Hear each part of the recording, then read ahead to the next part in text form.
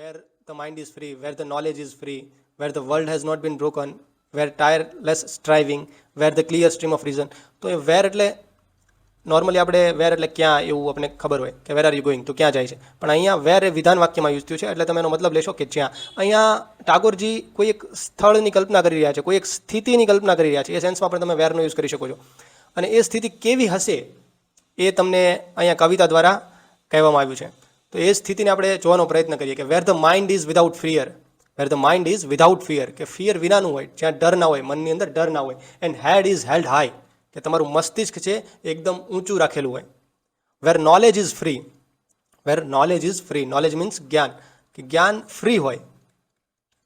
Okay, free of કોસ્ટની વાત અહીંયા નથી કરી. તમારે રાઇટરના પરિપ્રેક્ષમાં જોવાનું હોય છે કે ક્યાં કવિ આ કવિતા લખી રહ્યા છે.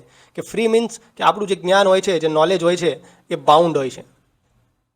Bound of what? Bound by traditions, bound of history, તમારી જે કન્ડિશનિંગ છે, આ બધા દ્વારા આપણું જ્ઞાન સીમિત હોય છે, બાઉન્ડ હોય છે, એની બહાર આપણે નથી જતા.